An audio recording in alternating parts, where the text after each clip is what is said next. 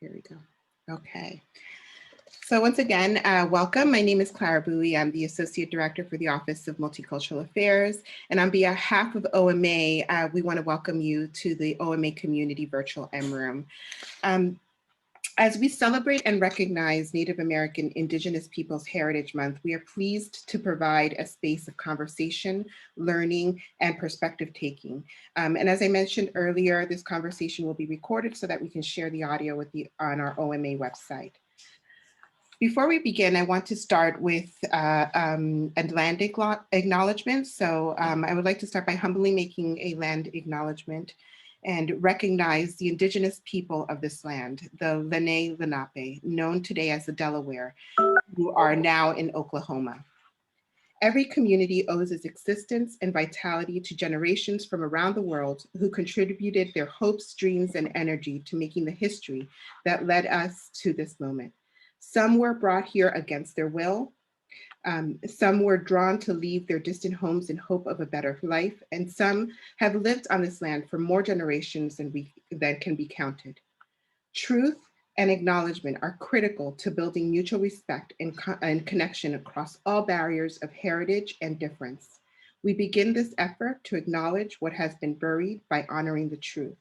We are standing on the ancestral lands of the Lenape people.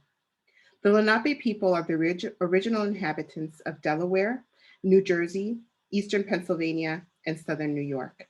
Since time immemorial, they have been the caretakers of these lands and of the river of human beings, more commonly known as the Delaware River. The Lenape were the first tribe to sign a treaty with the United States and the first tribe to have land set aside for them in New Jersey. Over a period of 250 years, many Lenape people were removed and dispersed throughout the country. Some took refuge with other tribes. A large number of Lenape families remained in the homelands and continued the traditions of their ancestors up to our present day. Today, the Lenape people from all over Turtle Island, North America, are revitalizing their communities. Many place names in Pennsylvania are derived from the Lenape language, such as Manayunk, Conshohocken, and Neshaminy, to mention just a few. In the city of Philadelphia stands a statue of Chief Tamenon, a revered leader among the Lenape, who signed many treaties with William Penn. The history of the Lenape is truly the history of Pennsylvania. We pay respects to their elders, past and present. So let's take a moment to consider the many legacies of violence, displacement, migration, and settlement that bring us together here today. Today's topic is Indigenous rights, pipelines, and Native health. And we are so excited to have with us some members of our campus community, some faculty and researchers, and who I'd like to introduce to you all today. First, we have Christine Daly, who's a professor of the College of Health, co-director of the Institute for Indigenous Studies, and the co-director of American Indian Health Research and Education Alliance.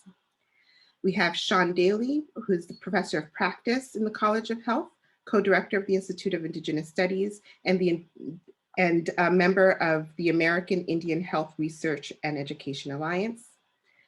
Jason Hale, member of the Prairie Band Potawatomi Nation of Kansas, and a research scientist in the Institute of Indigenous Studies, and also a member of the American Indian Health Research and Education Alliance. Jordan Gunville, a member of the Cheyenne River Soy Tribe of South Dakota, and research scientist in the Institute of Indigenous Studies, and a member of the American Indian Health Research and Education Alliance. Charlie Lewis, a member of the Benton Paiute, I'm sorry if I'm mispronouncing this, Paiute, Charlie, can you pronounce that for us? I do not want to mess that up. Paiute. Paiute, thank you, Tribe of California, and a research scientist in the Institute for Indigenous Studies, and also a member of the American Indian Health Research and Education Alliance. Joseph Pacheco, a member of the Quechua of Bolivia, a research scientist in the Institute of Indigenous Studies, and a member of the American Indian Health Research and Education Alliance. Ryan Gochner, a research scientist in the Institute of Indigenous Studies and a member of the American Indian Health Research and Education Alliance. and River Gunville, a member of the Cheyenne River Soy Tribe of South Dakota and research scientist in the Institute for Indigenous Studies and a member of the American Indian Health Research and Education Alliance. So as you can see, we have some amazing voices to contribute to the expertise of this topic today. And we are excited to have them really tell us a little bit about what they're doing, their work here on campus, and also a little bit about the topic itself. So I'm going to open it up so that they can share with us some of that work that they are doing in the Institute for Indigenous Studies here at Lehigh, and the work that they're doing in the American Indian Health Research and Education Alliance. So I will open up the floor for you all. Is everyone looking at me? Sure. Thank you. I'll start. Thank you. So welcome. I do want to mention we had one person who didn't get into the introduction who's here with us as well. Also a member of our institute and a member of the Diné Nation, Navajo Nation, Justin Begay, who just came back online there. Thank you, Justin. Thanks for joining us. So we are all very, very excited to say that we are the new Institute for Indigenous Studies here at Lehigh. We were approved last week for our final approval, so we're very excited. We're official now. And we're excited to bring to Lehigh the work that we've been doing for a decade and a half. And in some cases, some of us have been doing this for about 25 years now.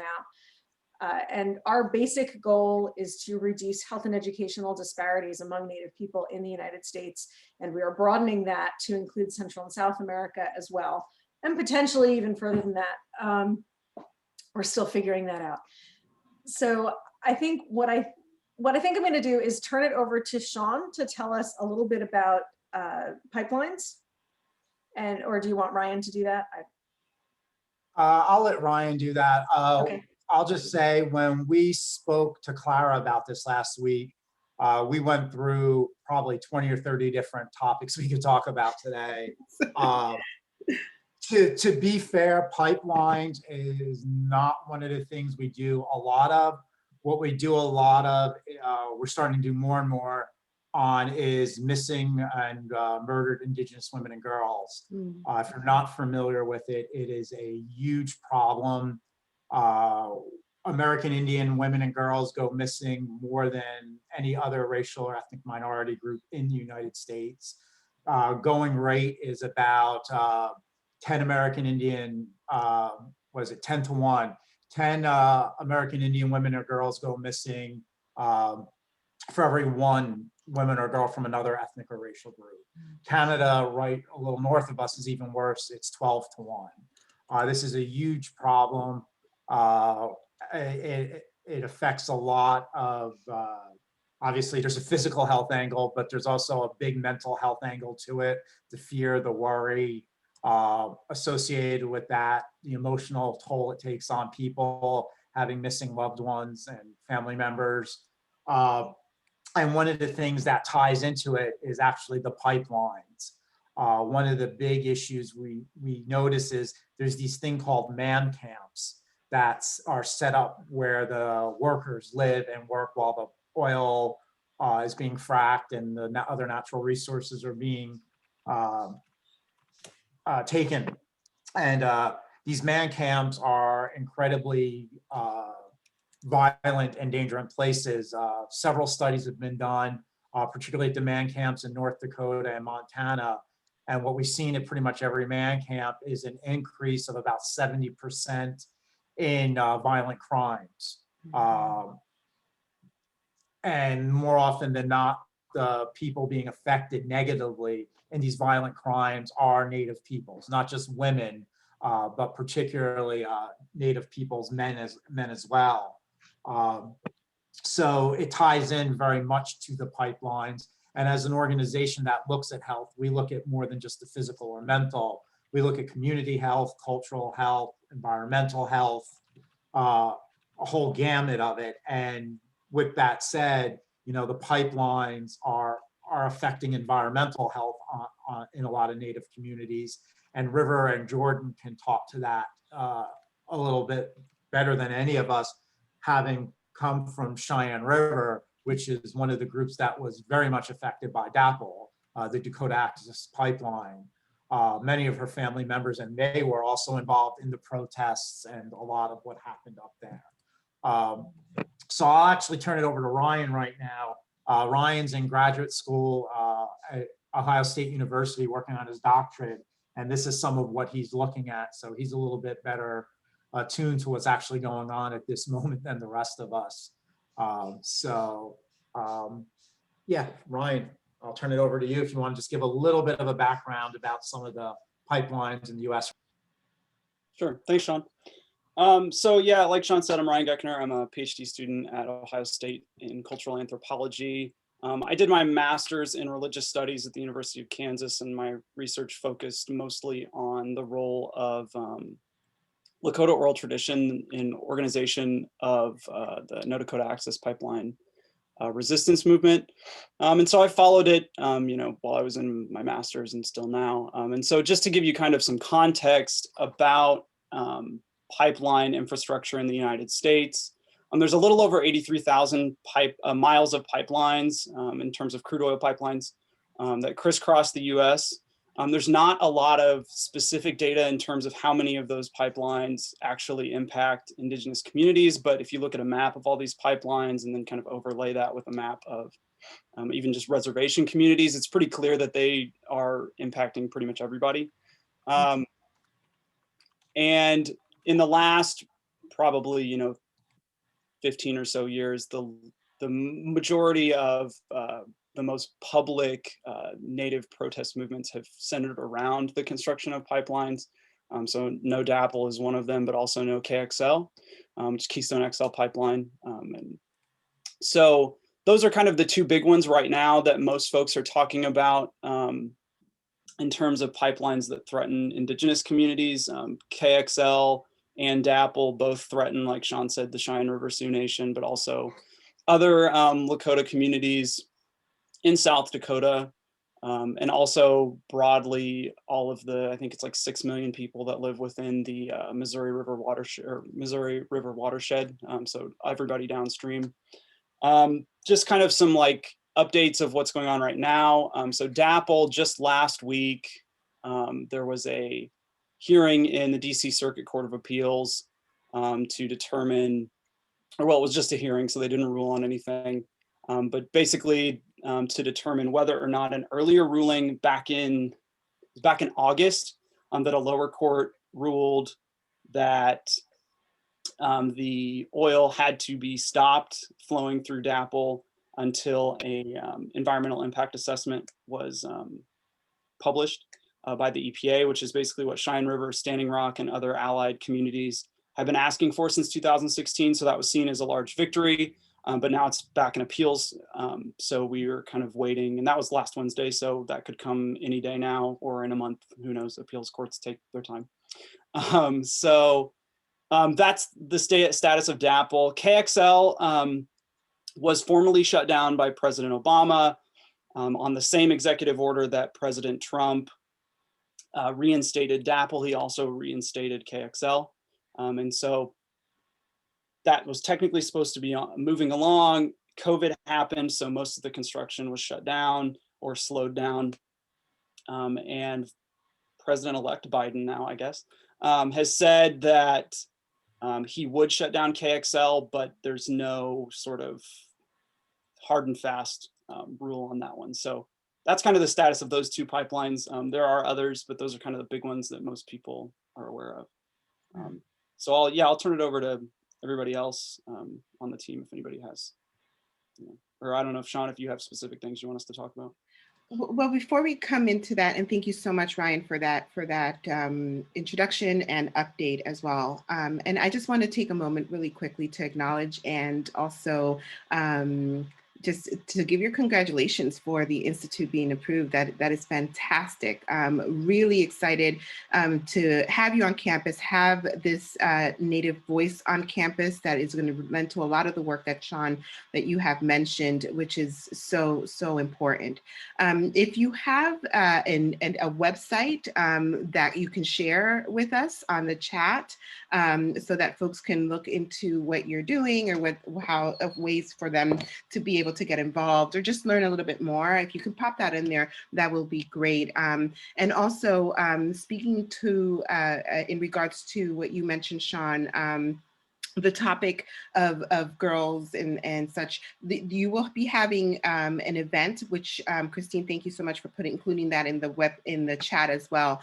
So folks, if you are looking to really explore more, talk a little bit more about that area, please join the group in the Zoom link to watch the movie and also you know, join in on the discussion. So again, I just want to congratulate you, and it's so excited to continue this conversation. So anyone else that would like to continue talking about the pipeline and whatever else you have to contribute to that. Thank you. Joe, I'm going to pick on you and Charlie for a minute. Can you guys talk a little bit about some of the environmental issues, particularly water quality, things like that? And then I'll pick on Jordan and River next. You guys talk anything about that? Yeah, so I think when people think of environment, a lot of environmental issues that are created from disasters is what creates our environmental law or makes changes to our environmental law. So if you look at the Clean Water Act, that is in response to a lot of our bodies of water just not being safe for swimming, fishing, or other recreational activities. So in the 70s, they decided to create the Clean Water Act. Now, if we look at other countries and what they do with like oil and fracking is banned in a lot of other European countries, but it is allowed here, and that can add a lot of pollutants into our groundwater source. And if we just look at the history of oil extraction in the United States, or in just transportation of oil, it's not very great. I don't know if you guys know the Exxon Valdez that ran into Prince William Sound. You know, that was a single haul tanker, but now after that, any waters that are close to the U.S., any tankers that are in the closest to the U.S. coastal waters, they have to be double walled. And then the Horizon in the Gulf of Mexico that had that Deepwater Horizon that had the explosion and created a lot of pollutants in the Gulf of Mexico. That one got a lot of news, but there's also another one in the Gulf of Mexico that is just continuously leaking. So that one, they don't feel like it's going to be capped for maybe till the end of the century, or maybe the oil is going to run out, but that's leaking like 300 barrels a day. So now if we look at what's going on up north in the Dakota pipeline, like when they pitched like some of these pipelines, they said it's going to be the safest pipeline ever. There's going to be no leaks. But then what happened last year, they had one of a major leak, and no one quite knows exactly how much it leaked or how bad it is. And just the light crude oil, like a small impact to human health, you might get rashes, but then we're talking about like heavy crude oil, and that's getting into the water streams, and people are coming into contact with that. And that is something that is hard to track when you put a pipeline underground. You can't see if it's leaking. You have to have safety measures, or you might not know later on. So I think a big thing that is missing in the United States is, and what some of the grassroots protests and what the native tribes have trying to say is that we need to have more of a precautionary principle, because we believe looking 7 generations ahead, where in the United States, we're all about what can we get our best bang for a buck right now, where if we follow out the precautionary principle and we look at, let's see what's going to happen longer term instead of what can we get our best bang for a buck now, we might have better outcomes with our environment and not having these bad events come, because it's just going to take more disasters that we're trying to prevent for more laws to be established and different policies to be put into place. I don't know if Charlie has anything to add on top of that. No, Joe, I think you covered it pretty well.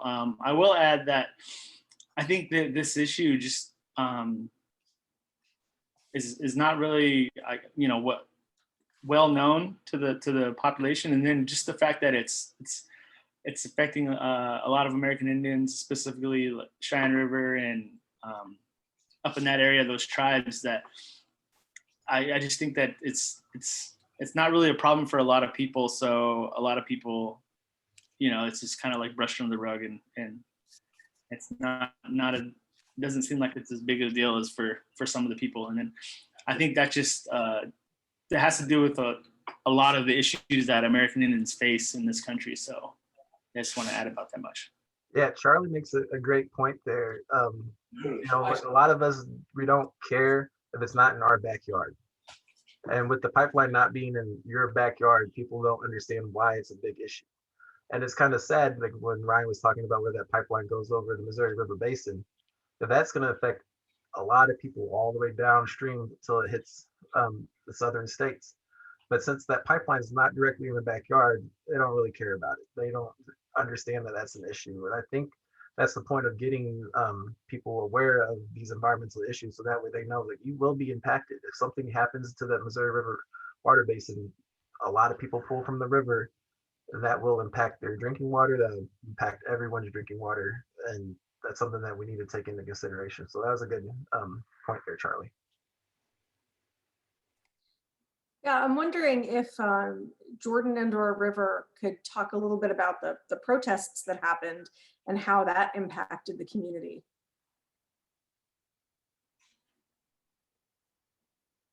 Sure. So I just want to add an example to how pipelines are affecting or the whole operation around consuming oil is affecting some of these reservation communities. So I have a good friend in North Dakota, and they explained to me that sometimes when they run their water, they can take like a lighter and it will kind of ignite. So that's kind of an example of how it's affecting some of these different communities. And then they actually live in a trailer home. So she said that when their pipes freeze because it gets so cold, that you know you can just smell fumes within their house as it's the pipes default. And then to default their pipes, they crawl under it and then they use like a heater, and that's how you you know, unclog your pipes. So I mean, there's just different. I mean, it's layers and layers of you know, barriers for our people. So I just kind of wanted to give you an example, one example that I could not imagine having my children drinking that water. So there was the protest for No DAPL, and actually River attended. So she was present, but you know, I mean, we can go on for days. And like Ryan studied this, and River was there. But I know that there's a lot of those individuals who went to fight for our rights have PTSD from that experience. And my mom explained it to me as because the National Guard came in, right? And they were spraying water, I think it was, water, and they're releasing dogs. And it was almost back when Black people were experiencing this. That's kind of the same how we were being treated. And it's 2016. And so she would talk about how these helicopters would fly over them, and it would be pitch dark, and it was just this most eerie feeling. And at the time, one of the AO of our tribe they were walking around checking on individuals from our tribe and making sure they're go before her and my father had left. And she said that he said, this is, they could have snipers out. And so, I mean, the experiences that, and I'm talking from not the events, but just kind of that emotional experience that I've heard that has really impacted individuals from me and River's community. And then, the pushback from the policy. So that's kind of my trainings and policy. So that's kind of what I find fascinating, is that they were on sovereign land, but yet they were the National Guard and the different sheriffs and counties were kind of trying to almost impede in kind of this peaceful protest, if you will. And it wasn't violent, it was very peaceful. And I think what was so fascinating about this protest that they had veterans, that's when they really start pushing back, is they had a call. So veterans from all over the United States united with our with our communities and our people to kind of help fight our issues. So I think that's all I have. It was also like add to that what was happening at camp during the time. I was only there for a couple of days out of the whole entire process because I was still in college at that time. And I remember with them talking about they also like not only sprayed them with water, but they also shot them with rubber bullets. And then a couple of times too, people would be in sweat and praying, and the Army Corps of Engineers would raid the camps and pull people out while they were in ceremony in sweat and destroy the sweat lodge. So there's a lot of horrible things being done to our people at that time, and all they were trying to do was fight for the land, fight for the water. Like Joe mentioned, you know, as Native people, we think, you know, generations ahead. We don't just think of just right now. We think of our grandchildren, our great-grandchildren. We think of how our actions today are going to affect the future generations. And as Indigenous people, as Native people, I feel like we also have the inherent responsibility of taking care of Mother Earth. She's sacred to us, and knowing that they're putting these pipelines in that's going to destroy our water, destroy our land. There's a saying called Mini-Wichoni, which translates in Lakota as water is life. And that's what we believe, you know, everything stems from water. You need water to drink. You need water for the land, the animals, everything. And so with this pipeline, there was people who came from all over to come help us protest and fight for the water, fight for the land. And it got a lot of media attention. But this was 4 years ago in 2016. And so I think a lot of the intention on it has died down. So it's nice to have these conversations like this to let you know that these are still ongoing things. These pipelines still haven't stopped. They're still there. They're still trying to push this oil through. And this is still affecting our communities. You know, it's not just even the water and the land, it's also our people through MMIW, through missing and murdered Indigenous women. It's not just, you know, it's a big issue, and it's causing a lot of other issues as well. So thank you again for giving this opportunity to bring awareness to this, because a lot, like Jordan said, a lot of people don't know about this kind of stuff. You know, it's often as Native people, we have a voice, but oftentimes people don't even think we exist. People are, you know, don't even think that Native people are still here, or they'll ask you, are you still living in teepees? Are you still, you know, people are really uneducated. And so it's nice to have this sort of platform to try to bring awareness to these issues that are affecting us currently, and how people can help us in this fight for our land and fight for our water. Because not only is it our land and our water, but also like everybody drinks this, you know, the animals, you know, it's for the land, for us, and, you know, other people. Everybody needs water, not just Indigenous people.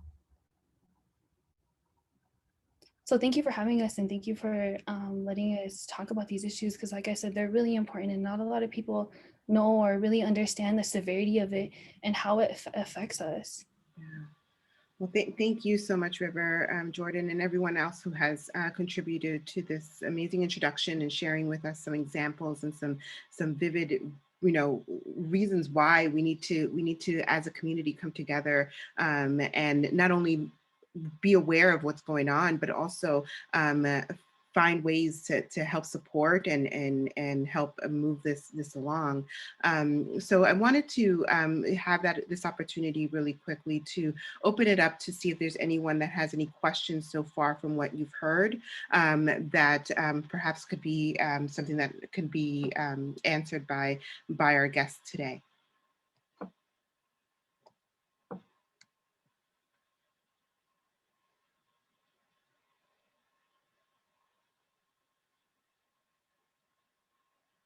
Well, I mean, I can start us off in posing the question. First, you know, I'm so, like I said earlier, so excited that there is something on our campus. You know, the institute's on our campus, and this work is going to continue. So how do we, as a community, not only support the work that you're doing, but also how can we lend our voices to help, you know, build that awareness and also, help fight these issues and these concerns, because as you've mentioned, it's not just the pipeline. There's so many other things that we need to consider as well. So what are some suggestions that you all would give us to help with these issues?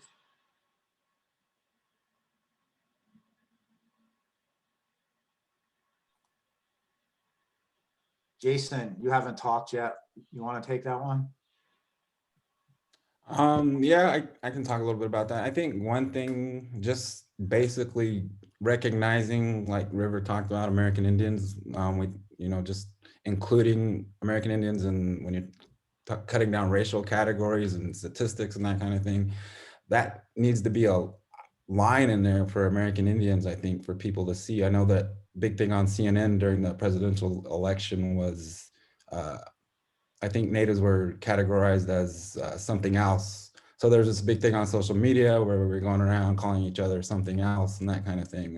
And, we had fun with it, but the seriousness is, we're not going to be taken seriously. Our issues aren't going to be in media or dealt with through policy or anything like that if we're not visible. And that's one way, I think, to be included, is to have that recognition on basic things like the statistical categories of racial and ethnic groups. Mm-hmm. Just to jump off of what Jason's saying, one of the things that makes me so proud to be a part of the team that we have is the fact that we have these wonderful folks who do research with us and help us, but are willing to stand up and say, stop, you need to include us, and are willing to kind of get the word out and talk about the issues. And I'm really excited that they're all willing to jump on this call and others. And I know our team is really willing to get out there and talk about things and to be included.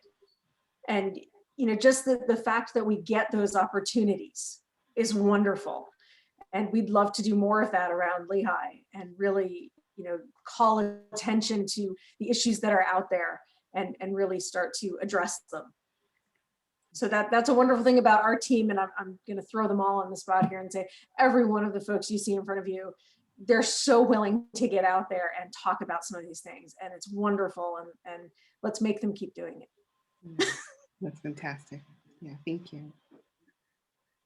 And I noticed Luke joined us. He shut his camera off now. Another member of our team, Luke Swimmer, from the Eastern Band of Cherokee Indians down in North Carolina, another one of our team members, and he's somewhere in there.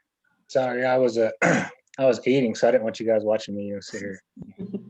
That's fair. Food is fine. Yeah, I got kids, so it's lunchtime, so I'm back and forth. It's hectic with all this, but yeah, I appreciate you introducing me, and I'm glad to be part of this. So thanks. Sorry to put you on the spot there. Oh, you're good. You're good. Well, thank you for that. There are some resources that have been included in the chat. I just also included an article in regards to some news in this recent election where there was history made in regards to more Native congressional candidates that have joined the political spectrum of our country. And that speaks to that systemic way of ensuring that policies and laws and things are being addressed, and also that Native voices are being a part of all of that. So please take a look at those websites that have been included, as well as that article for more information. So I do want to jump in right quick. A lot, a big reaction to all this. So first, I want to say thank you to all of you today for being in this space and informing and making us more aware. I also want to thank you folks, the Institute, for reaching out, right? You reached out to OMA, Clara came in and worked it out.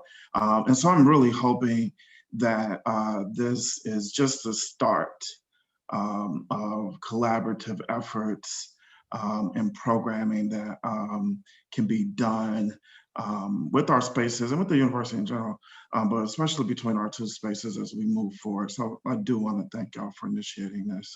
It was absolutely, I mean, so I'll speak a little bit for Claire because we were both in that space. I can say that we were so happy when y'all did reach out and to have this opportunity. Wow. And so I listened to, the various issues that you detail. I have a lot of feedback. And so I think one of the things as we move forward is as our office and your institute sitting down so we can have a deeper conversation than what we are able to do here in this space. So I do want to just put that out there because you mentioned a lot of things I think are extremely pertinent. And especially as we talk about the goal of Lehigh being an anti-racist institution. And so definitely want to follow up with the Institute and our office on that. And it is saddening. I am actually heartbreaking to hear. I don't remember who it was, Jason, I think it might have been you, to talk specifically about this past election and the racial categories being broken down into something else when it relates to Native Indigenous folks. Having been something else, having been not even something else, but having been legally property, and then having to fight to be 3/5 of a human, and then finally ending up, I guess it's human, even though we're still fighting that Black Lives Matter. I can say that I think it is absolutely incredible and unacceptable to have any folks, and especially Natives and Indigenous folks, labeled as something else. That was awe-dropping. Sean, I think it was you who talked initially, who started out with sort of Native women and girls 10-to-1 ratio in regards to human trafficking compared to women and other girls of different ethnicities. Can you talk about a little bit, and all of you, whoever can chime in on that, but can you talk about why? Why is that the case? I mean, I can talk, but maybe I should let one of the women talk about it. Chris, you or Jordan or one of you guys want to talk about it, or you want me to go? The why behind that? Well, part of it is the rurality of reservation communities, particularly up in northern Canada. You see these very, very rural locations where it's, I hate to say it, relatively easy to grab someone. So you see that, and that's not just true in Canada, it's parts of the United States as well. Reservations tend to be very, very rural communities. Another piece of it is the man camps with the pipelines, and I'm going to ask probably either River or Jordan to talk about them because they know them with a little more detail. The other thing is, if you look throughout history, Native women have been sexualized in media, in film, and treated in a very different way than a lot of other women. And that over-sexualization of Native women has caused them to become objects. And when you have that type of situation and you have the ability to grab people and put them into sex trafficking, it kind of increases that happening. But I want River or Jordan to talk about the man camps, because I think that's where a lot of this is happening. They set them up in such a way that they're on these major thoroughfares, I-35, I-29, kind of middle part of the country, that makes sex trafficking relatively easy. But could you guys describe those a little bit? Chris, I just want to jump in real quick. Sorry, Jordan. Chad, have you ever seen Pocahontas, the Disney movie? So yes and no. I have seen it a couple years ago in its original form. I have seen variations of Pocahontas that is not Disney made. Okay, here, that's the reason I bring it up is if you look at the Disney version of Pocahontas, she fits the Western stereotype of what's beautiful, and she's probably early 20s. The reality of Pocahontas was, we don't know her exact age, but it's probably around 9 or 10 when all that stuff happened with John Smith and John Rolfe. So to play off of what Chris is talking about with the sexualization, I mean, even little kids in the US are getting it with Native women when they watch some of these cartoons, when they watch some of these TV shows or movies. They're always portrayed as these sexual objects that are the desire, particularly of white men. And so you get that right as a little boy in this country. You grow up with this mental image, and it's completely disconnected from the reality of Native life. It's a white mainstream American interpretation of Native life and what Native women are. And that kind of plays on your mind and in your brain as you grow up and how you understand things.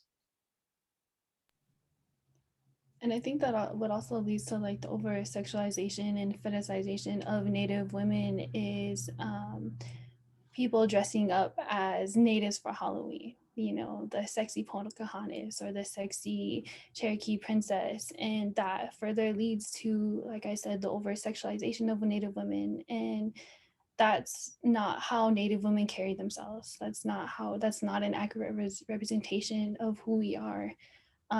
So that further leads to this fetishization of, oh, I want a Native woman. I want a Native woman. And so whenever these pipelines are historically placed on or near minority communities, right? And so a lot of Native communities are on reservations, and near these reservations are these man camps, you know, like Sean was saying, they put these man camps in so that they can house these men, right? And it's a really rural area, and you're next to this Native community where it's full of beautiful Native women. And it's easy for them to go missing and murdered because these areas are so rural. And even in my sister, my older sister, she was at the time, was going in 2016, was going to college in North Dakota. And that was where a lot of the man camps were at the time, and still are. She was telling me of instances of where she was on the basketball team with the other few Native women as well, and they would always have to go to the store together in a group. They couldn't go anywhere by themselves, and they always had to watch over their shoulder because there would be men lurking or men watching them, men following them. And that's still, I feel, prevalent today around these man camps. You know, as Native women, we're targets. We have to watch our back. We have to take extra precautions because of this over fetishization and sexualization of us.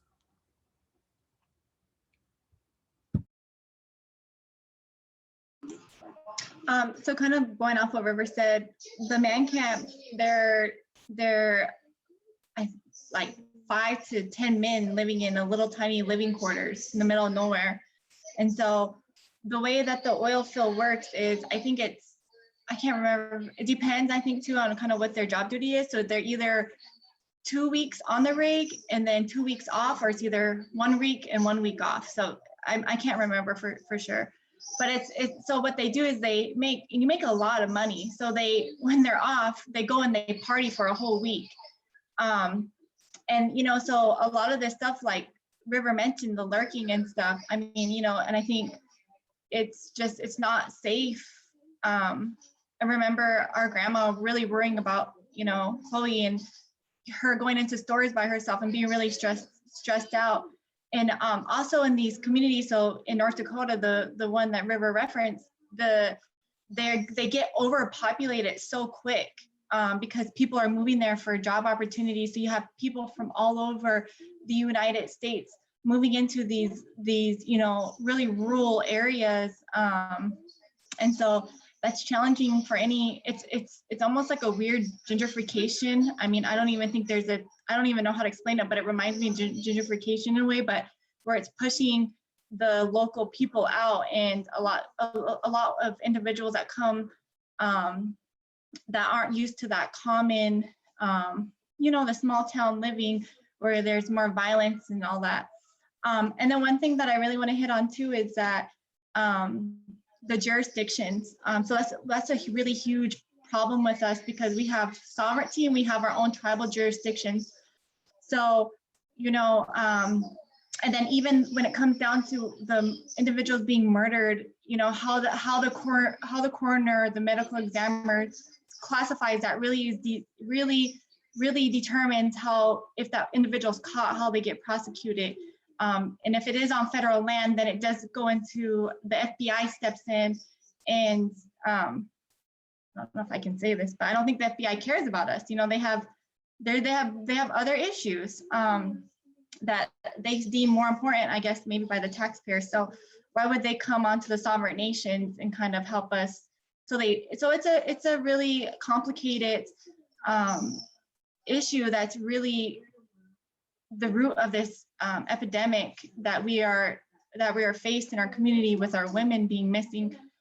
There's another individual where in North Dakota where her neighbors, she was probably, I want to say in her 20s, and they cut her baby out of her.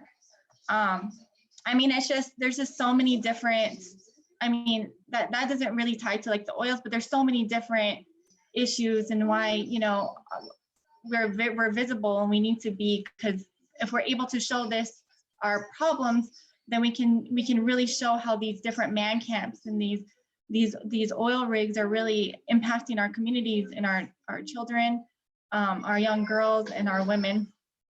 So Wind River, she put it in the group chat, but that is it is really accurate in terms of how the jurisdiction, the breakdown, and how the jurisdiction is really complicated around this area.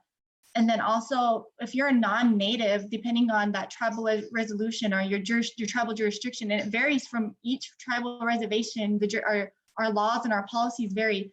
So, you know, a lot of, I think Jason or Ryan might have this data, but a lot of violence to a Native woman is a non-native individual. And so if they were to come on reservation land in this rural area and grab a woman, you know, then where does that jurisdiction lie for that individual? So they can't be prosecuted in a tribal court. So that's another challenging aspect around this murdered, missing Indigenous women epidemic that we are currently in. Yeah, I just wanted to, like, Jordan mentioned that a lot of the violence that's perpetrated on Indigenous women, we think it's Native men, but it's usually non-Native men.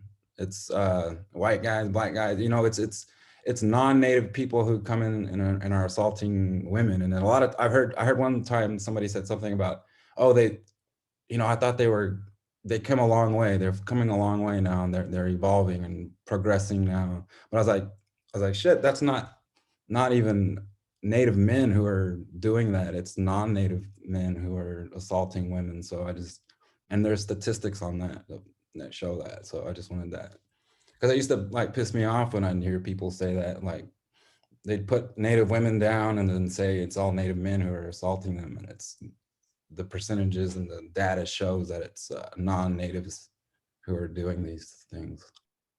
Yeah, to back Jason up, it's about 85% of violent crimes against Native women are actually committed by non-Native men. So about 85% of the time. And to play off of something Jordan mentioned, there's something called the Major Crimes Act of 1885. It's an old federal law that's still in play today. And it basically says if a non-Native commits a crime on reservation land, the tribe has no jurisdiction over that individual. But if a Native commits a crime on Native land, it's completely different. So there's just two separate set of standards when it comes to laws for Natives and laws for non-Natives. So if I go and commit a crime on Jordan's reservation, her tribe can't touch me. They legally cannot do anything to me. It's up to the federal government to step in and prosecute. And there's some statistics showing that only about 36% of the time is a non-Native prosecuted for committing a crime on Native land when it comes to pipelines and Native women. So only about 1 in 3 people are prosecuted. More often than not, they are actually not touched by outside prosecutors.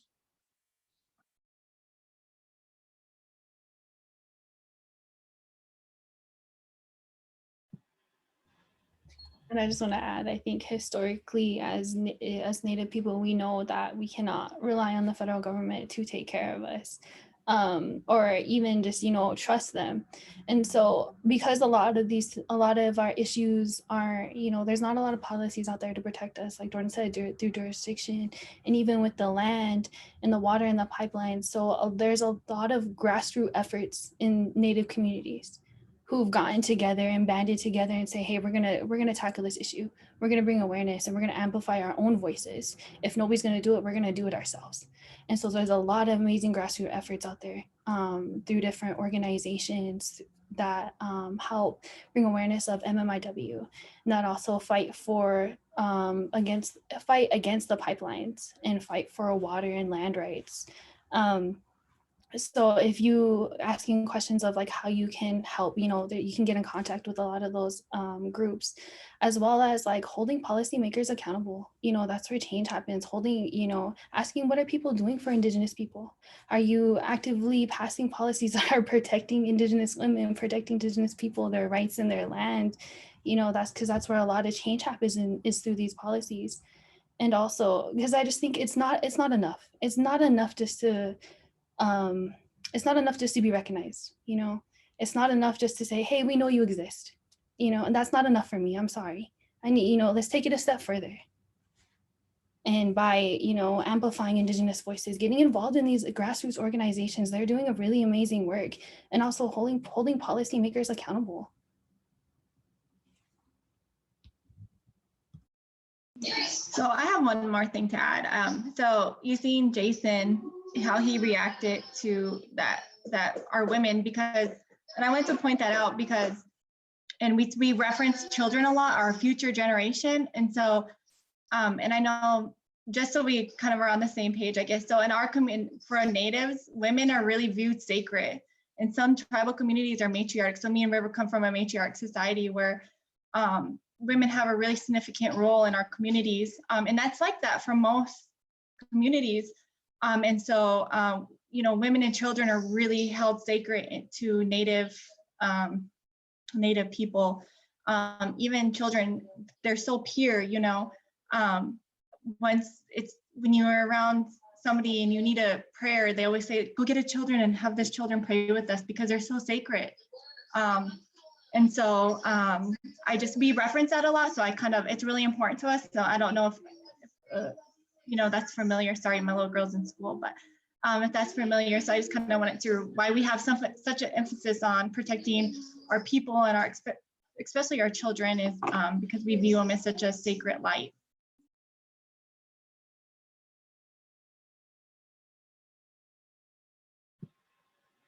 Wow, thank you so much for sharing that. And it's so, as someone I've mentioned in the chat, eye-opening. I think that's a great way to describe the interconnectivity of not just what we're talking about today is the pipelines, but also how it affects the communities, and particularly women and girls. And that's not something that everybody. Sometimes we see it separate, right? And they are very much interconnected. And I'm just really, really grateful for you all coming on and sharing all of those stats and those examples, and really sharing that awareness with us today.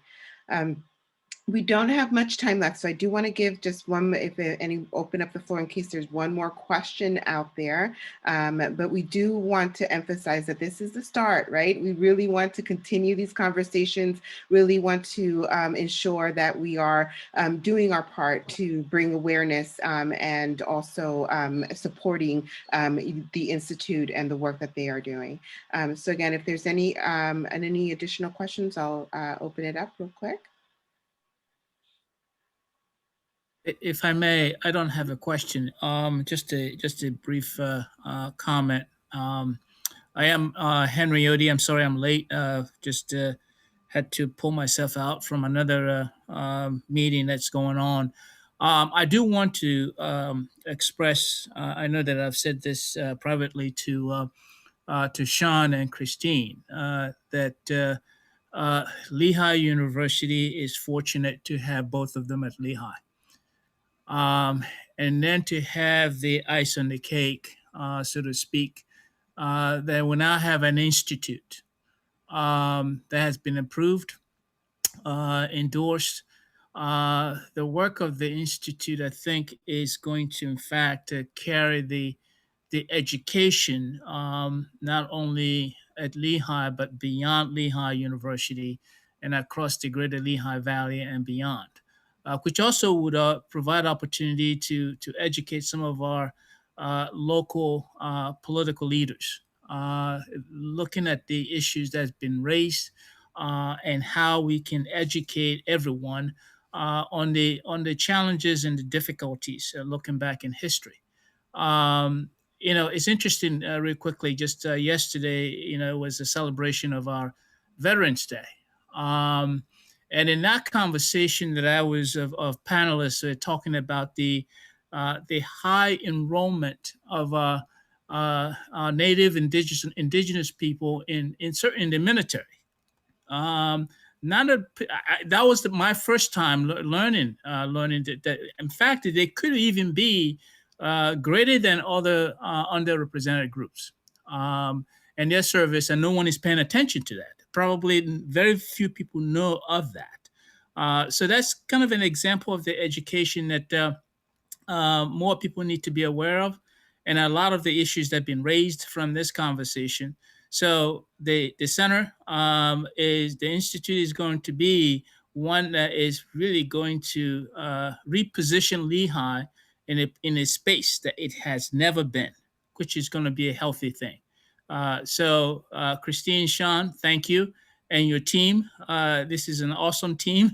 I thank you, and for Clara and Chad for putting this and the coordination. I thank you. It is deeply appreciated. We're the journey is. I'm excited about the journey. So it's to look at ways we'll continue to support the institute and the awesome team to make sure that they remain at Lehigh because there are greater things ahead. So thank you. And I know we are out of time, but I just want to piggyback on something that River said that I just found so impactful. And so the education is important, the acknowledgement is important. It cannot stop there, must not stop there, right? So please visit these links and get some more education awareness, but also we must act, right? And so being able to look at some of these grassroots groups, support them both with your efforts and your finances, so that we have to understand by not acting, we are still acting, right? We are supporting the status quo as it exists. We encourage all of us to take on not just the education, the awareness, but take on some action. Absolutely. Thanks for sharing that, Dr. Odie and Chad. Very important. And I also just want to add, we are having this conversation during what has been deemed Native American Indigenous Peoples Month, Heritage Month. This does not stop at this month. We need to continue educating ourselves, celebrating when needed, and pushing those policies and laws into place and really speaking up all the time, not just during these months. So I once again want to thank you from the bottom of our hearts for being here today, for sharing your knowledge, sharing your experiences, and being able to really have this conversation with us. I also wanted to just really quickly let everyone know we will be continuing our M-Room virtual discussions next week. Next week we have Detoxifying Male Privilege with Chad Williams, Scott Burden, and Rabbi Steve Nathan. And that will be at our regular noon hour. So please join us next week at 12. And again, thank you all for joining us today. Thank you. Thank you very much. Thank you. Yeah.